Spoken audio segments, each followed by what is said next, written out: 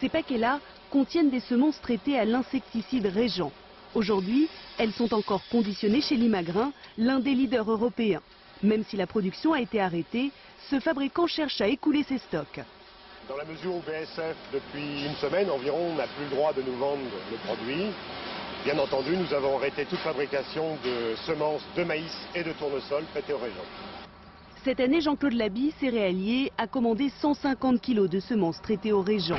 Pour les semis de printemps, il n'a pas d'autre choix que de les utiliser et il se justifie. Les agriculteurs utilisent ce produit parce qu'à ce jour, pour eux, c'est la meilleure solution en termes de travail, en termes d'efficacité, en termes de gestion technico-économique. Si le produit est nocif, les agriculteurs, si on leur donne la preuve que le produit est nocif, les agriculteurs arrêteront d'utiliser ce produit-là.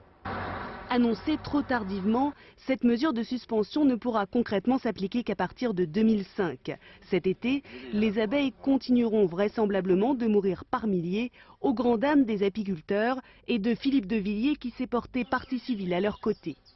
Parce que les études scientifiques l'ont montré, qu'il y a un risque non seulement pour la santé animale mais aussi pour la santé humaine, il n'y a plus de questions économiques. Quand on se souvient de ce qui s'est passé pour l'amiante, pour la vache folle, pour le sang contaminé, il y a une seule question, c'est le principe de précaution. Un principe de précaution qui ne s'applique pas car il n'existerait pas de solution alternative à l'emploi des pesticides. On ne pourrait pas cultiver autant et aussi bien sans insecticides adaptés à chaque culture. Pourtant, les agriculteurs bio s'étonnent de ce discours et proposent d'autres méthodes. Une terre qui a reçu pendant 20 ans du maïs, maïs sur maïs tous les ans, le taupin il est comme un roi là.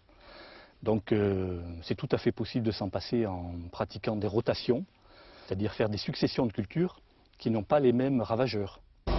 En employant uniquement des méthodes traditionnelles, André de Solan affirme avoir un rendement inférieur d'un quart seulement à celui d'un céréalier qui emploie des pesticides.